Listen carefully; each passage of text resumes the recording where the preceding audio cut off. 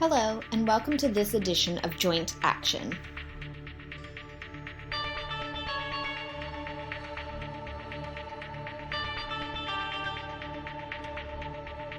This podcast is dedicated to all those out there who have osteoarthritis, aka crumbly joints.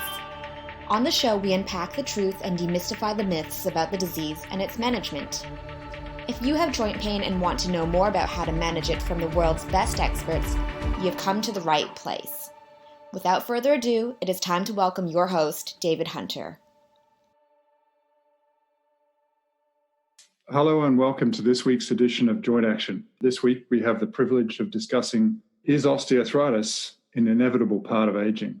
And we're joined by none other than Richard Loeser. And Rich is the Herman and Louise Smith Distinguished Professor of Medicine in the Division of Rheumatology, Allergy, and Immunology, and the Director of the Thurston Arthritis Research Center at the University of North Carolina in the US.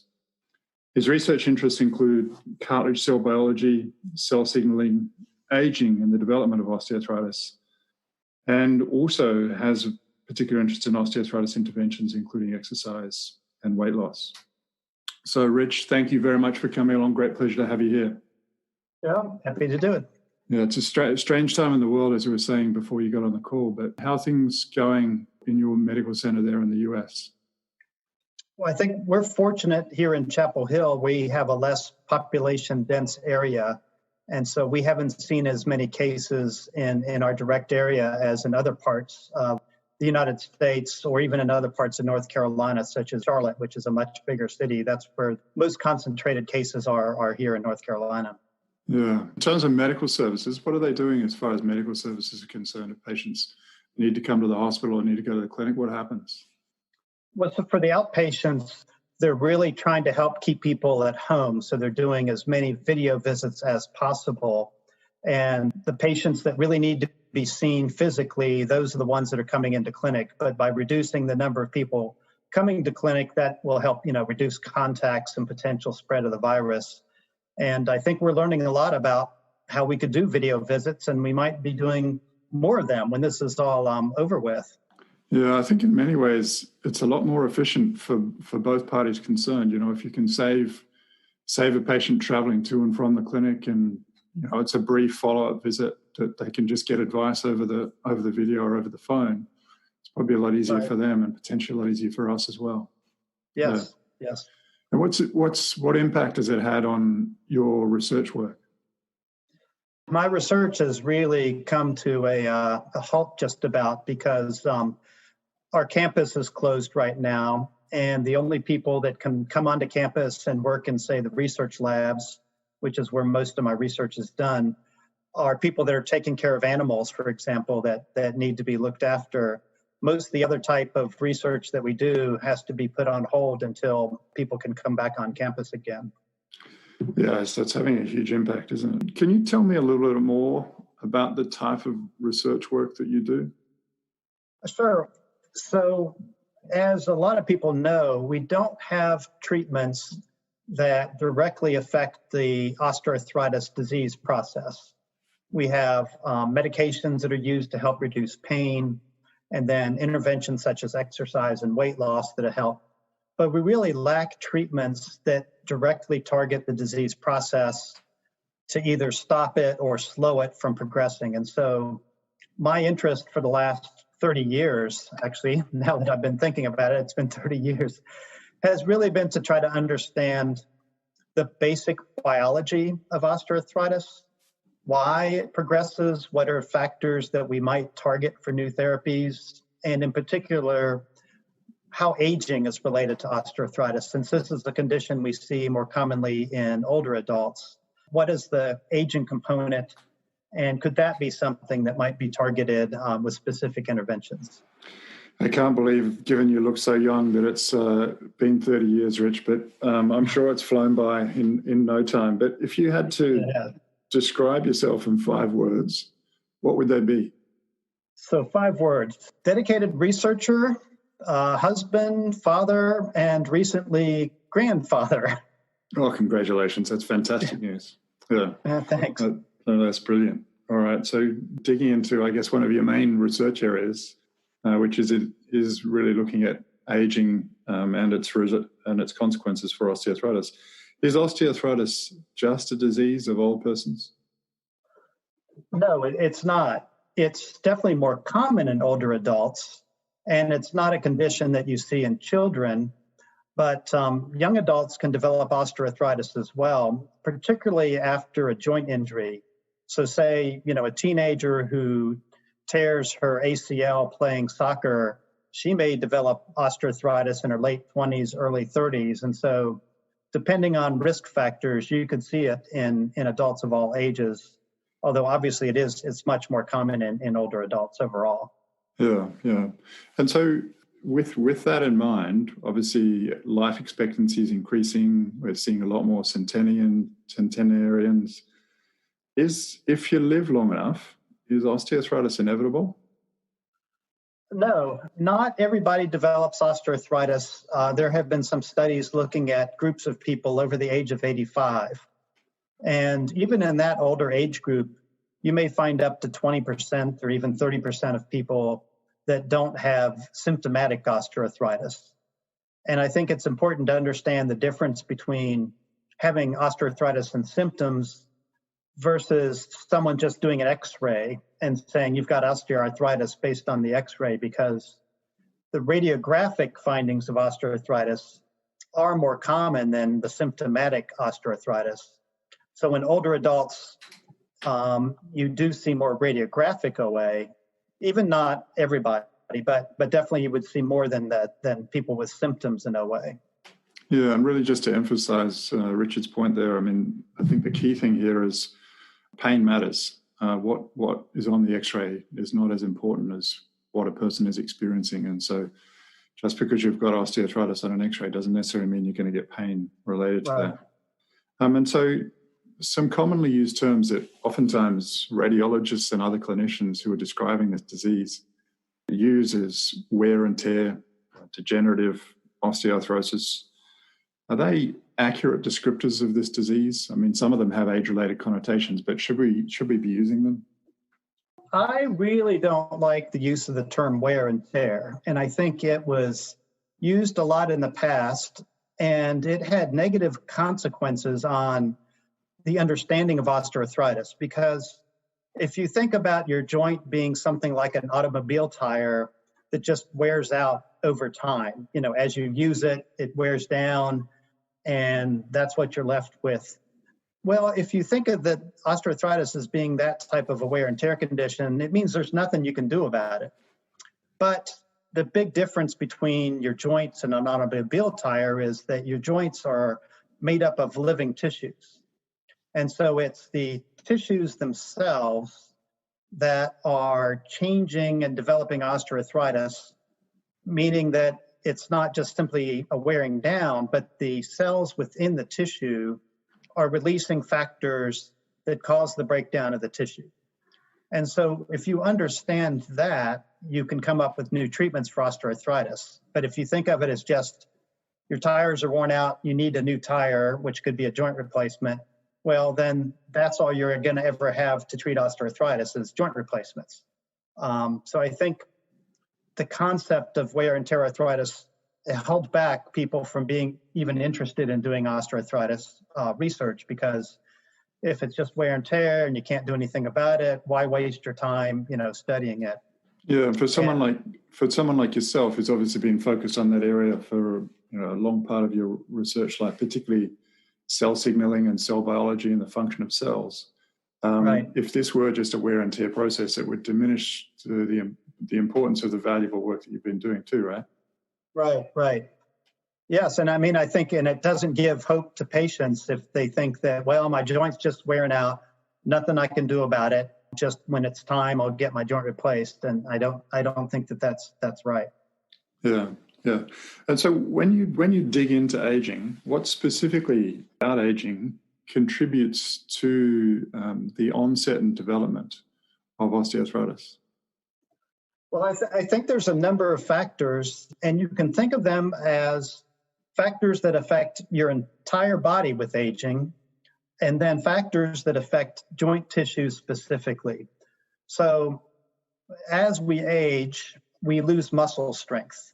And, that's common to all the muscles in our body. And the loss of muscle strength with aging may be playing a role in this in terms of changing the way that joints are loaded.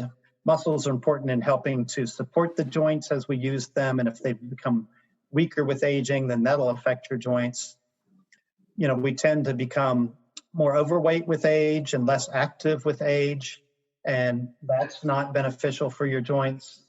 And then there are other things that change with age that are more specific to the tissues. And so for like within the joint, the cartilage becomes more brittle with age. And then the cells within the joint tissues, cartilage, meniscus, synovium, as the cells age, they start to produce more inflammatory factors. And those inflammatory factors play a role in the breakdown of the tissue. And that's been given a name recently due to its tie into cell senescence. And senescence just is another term for aging. It's called the senescence-associated secretory phenotype. And sounds like a complicated term. Some people just call it SASP. But basically what it is your cells age and become senescent, they produce these inflammatory mediators.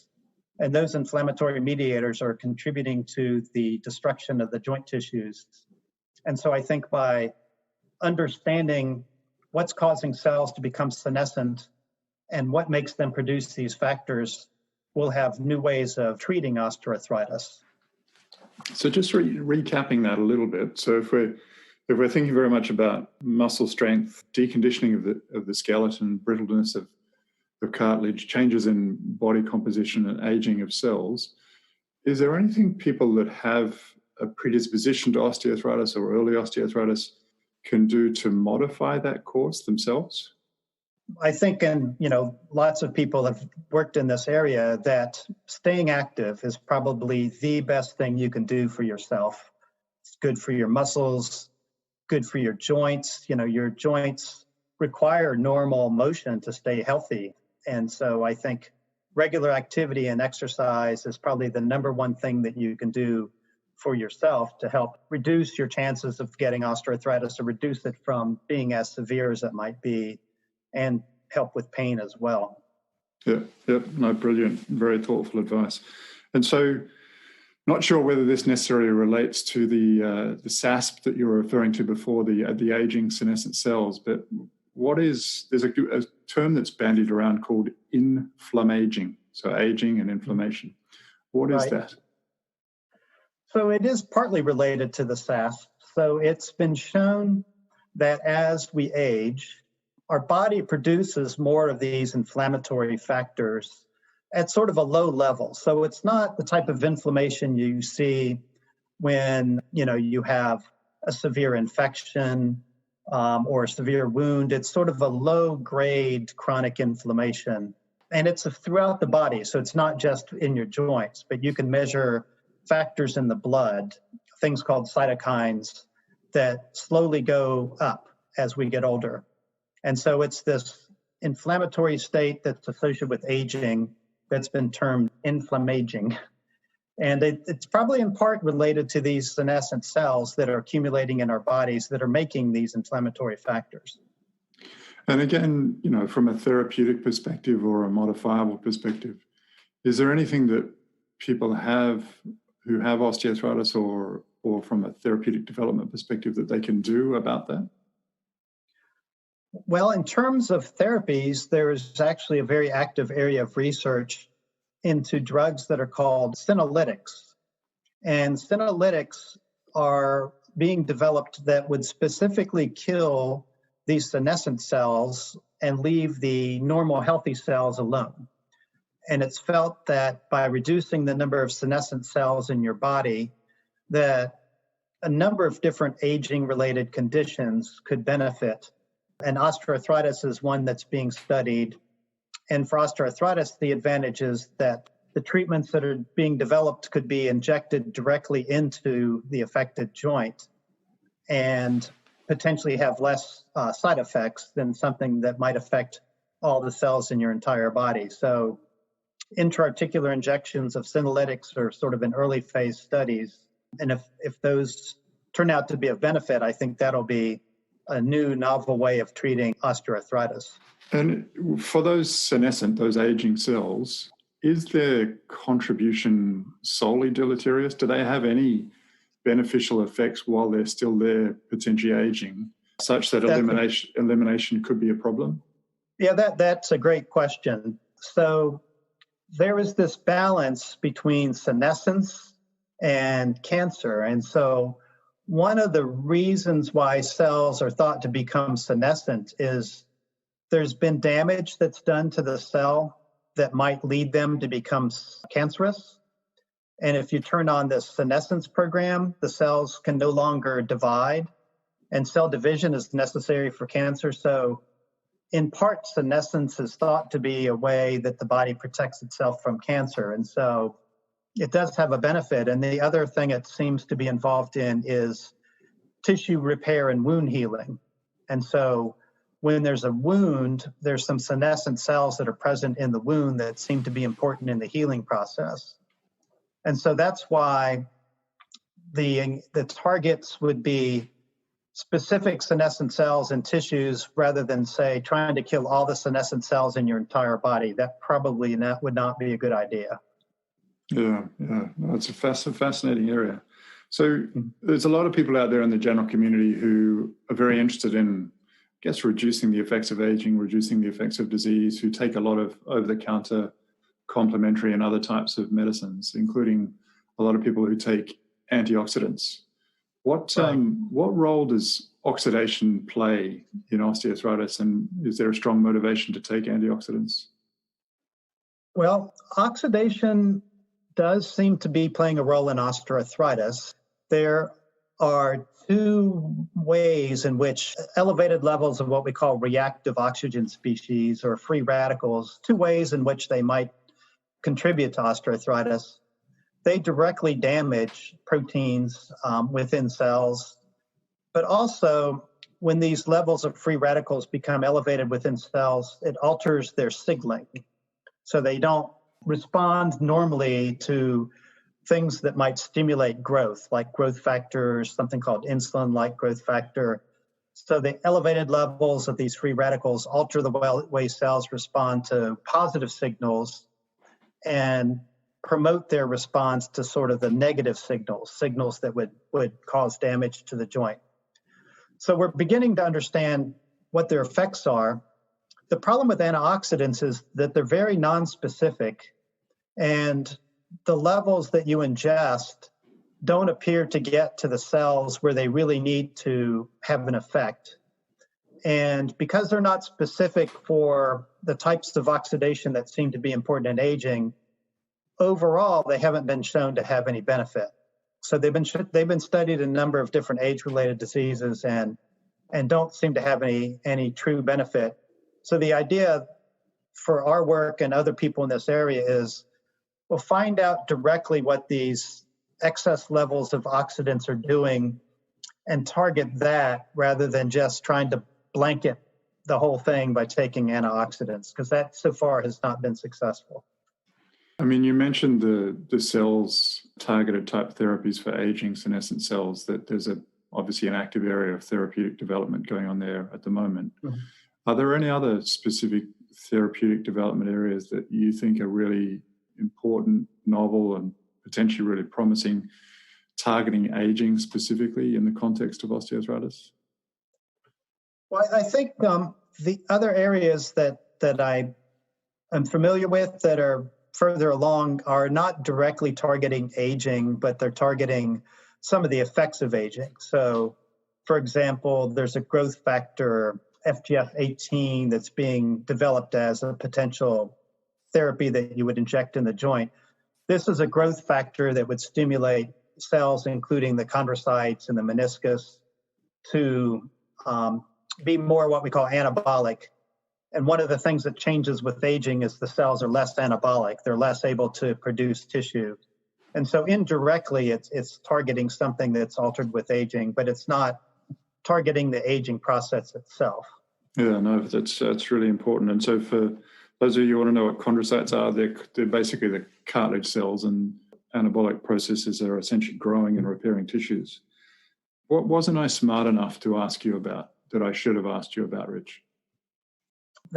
That's a great question. We didn't talk too much about obesity and body weight, and it's not because you're not smart enough. You probably talked to one of my colleagues about that already, too. But I think in terms of the aging side of that, it's worth discussing because, as we age, our adipose tissue does seem to build up as we're losing muscle in particular. That's fatty tissue, yeah. Yeah, and the inflammaging that we discussed, part of the inflammation seems to be coming from an increased amount of fat relative to muscle because fat is inflammatory and it can produce factors that are released into your bloodstream. And so that's playing a component in inflammaging. And so that's why weight loss combined with exercise, is of benefit because sort of has a two-pronged effect, reducing this inflammatory fat and also building muscles and keeping your joints active by moving them. Yeah, and so Richard's been pivotal in working on those studies with our friend and colleague Steve Messier at Wake Forest and has demonstrated in trials the contribution of those inflammatory factors, particularly cytokines, from fat. And when you lose weight, you can reduce the level of that inflammation. It obviously has a positive beneficial effect on the disease, on the symptoms, and on ongoing health as well. Right. And the factor that's associated the strongest with inflammation, it's called interleukin-6. It's a cytokine in the blood. And we showed in our studies, as you lose weight and you lose fat, the interleukin-6 levels come down. So there's a direct connection there. Yeah, no, it's really, really very valuable. So, Rich, are there any patient-friendly resources that you think you'd like to share that could shed further light on this topic itself? Sure. For aging in particular, in the United States at least, we have what's called the National Institute on Aging, and they have resources on their website that specifically talk about aging, but it mentions osteoarthritis. So I think it's good information, and they have some patient-friendly information. And in particular, I think it's important for older adults not to be fooled by a lot of, these complementary alternative therapies that are being promoted that say, oh, we stop aging. Or if you take growth hormone is the cure to aging, the fountain of youth. And the National Institute on Aging tries to have some information about that because I think a lot of money has been wasted and potential side effects occur from people that are taking some of these complementary medicines that are specifically touted to be sort of the fountain of youth. The Osteoarthritis Action Alliance is another group that has a lot of patient-friendly information, and they have some information on there as well, but about aging. But a lot of it is just general information about osteoarthritis that I think can be really useful. That's brilliant, and we'll include the links to those in the show notes themselves. So, what's, Richard, the biggest challenge you have within your role right now, and how you're going to overcome it? And I'm not thinking coronavirus related. I'm thinking about your research work specifically. I think it's finding enough time to do everything I want to do. I'm trying to stay healthy, and I'm a runner, and I try to run when I can, exercise, get enough sleep. So doing that and spending time with my family and then doing as much of research as I want to do, there's just not enough hours in the day. So have to find a way to balance everything. Yeah, balance is tough. And when you find out that magical answer, make sure you let me know. Yeah, it seems like moderation is sort of the key. You have to be moderate in what you're doing, and you can. Yeah, and I think particularly at times like this, where we're home a lot more. I think that the positive influence and the importance of family and lifestyle is so incredibly important. If you could do anything to improve health and healthcare, what would you do? I would really like to make a contribution to a new therapy that would slow the progression of osteoarthritis, because I think that's just very important for our public health worldwide. Osteoarthritis is the number one cause of disability in older adults, and our populations are aging. and we're going to see more and more people with osteoarthritis in the future. And we really desperately need something that would directly affect the disease process. So if I could make a contribution to that, I would really feel like I had a successful career.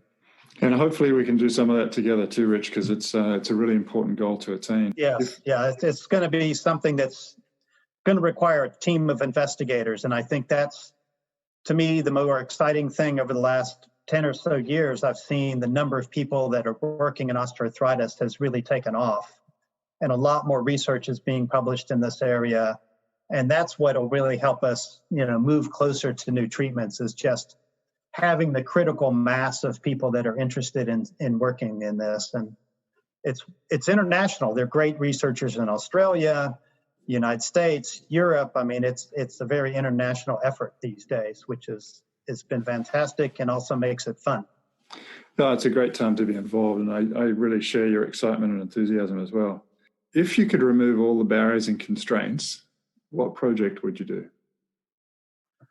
Well, there's a project I'm trying to get funded, and the barrier right now is that having a large clinical trial funded is a challenge.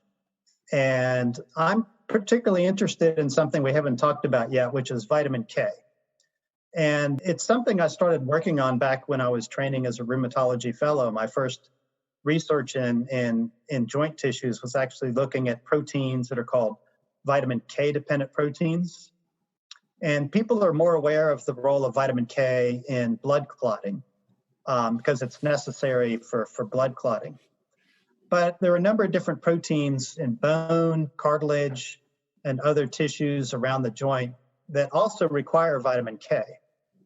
And it's been shown that a large number of people, not just in the US, but across the planet, are probably not taking in enough vitamin K for these other tissues. They get plenty of vitamin K, so they're not having a bleeding problem. But for these other tissues, they may not be taking in sufficient amounts of vitamin K in their diet. And so there's evidence that people with low levels of vitamin K have more disability from their osteoarthritis, poorer physical function. The disease may progress. And we have some animal model data showing vitamin K might be important. So if I had $10, $12 million, which is what it might cost, I'd do a large multi-center trial to really determine whether or not supplementing with vitamin K could be of any benefit. We talked about supplements, and I don't feel like people just need to go out and start taking supplements. If you're already getting enough vitamin K, it's not probably going to help. It's those that are insufficient in the level of vitamin K or in their diet that it might be of benefit. And I'd love to find out if that's true or not. I mean, if someone were particularly interested, is that something they can test for? And what are the dietary sources? Well, the dietary sources are, in particularly green leafy vegetables, are a really good source of vitamin K. So if you're eating a healthy plant-based diet, you're probably getting plenty of vitamin K, but lots of people aren't doing that these days. And so, I think that in terms of testing, that's one of the barriers right now. It's not routinely tested for. So you can't just go to your doctor's office and say, I want to test my vitamin K level like you can vitamin D, for example. So there aren't a lot of labs that can measure different forms of vitamin K. And so it's more of a research tool right now. I think that, if we show how important vitamin K might be for the joint tissues and osteoarthritis, then the test might be made, more widely available so that people could see if their levels are low or not. I wish you success in finding the funding and getting that done. Well, thanks. What's the most important thing you've learned in your life? Big global question. I think staying positive, I think, is probably the most important thing. As you know as well from being a researcher, you have a lot of failures, mistakes, things that don't work out along the way. It's almost like when you start playing golf. I don't know if you're a golfer or people listening might be golfers. When you start playing golf, you hit the ball and it goes all over the place. And then you hit one shot where it's just perfect shot, several hundred yards, and you're very happy with that. And you can kind of forget all of the shots that went into the woods or into the pond. And research is a lot like that. And so I think you have to stay positive, look for the successes, and try to, look past the failures if you're going to be successful. I think not just in research, but I think it applies to lots of things in our lives. Well, if it's any consolation, you've always seemed incredibly positive and optimistic to me, Rich. So it seems like something that you've got happening pervasively. So well done. Thanks. Now, if listeners specifically wanted to learn a little bit more about the work that you do or connect with you online, how might they do that? Well, we do have a website at our Arthritis Foundation. At our Arthritis Center. It's the Thurston Arthritis Research Center. And so that's the best way to connect with me, through our website. I am not a social media person, so I'm one of the last people on the planet Earth who doesn't do Facebook. You and I together, Rich. You and I together. Yeah.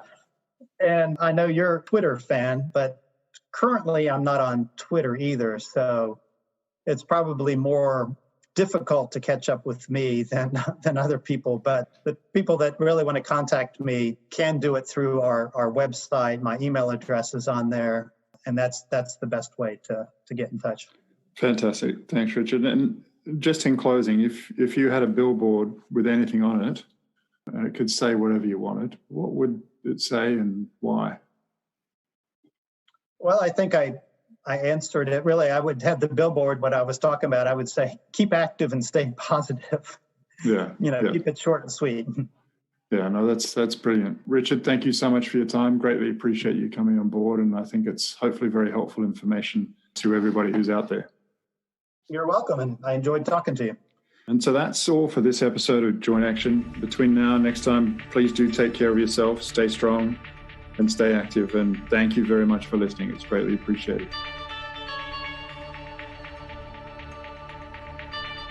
Thanks for listening to Joint Action with David Hunter. If you like our show and want to know more, check out www.jointaction.info. Don't forget to subscribe to the podcast and share it with your friends and family. And please leave us a review on iTunes or your favorite podcast platform. If you have any questions, you can email us at hello@jointaction.info and follow us on Twitter @jointaction.org. This podcast was hosted by David Hunter, edited by Vicky Duong, music produced by Jordan Hunter.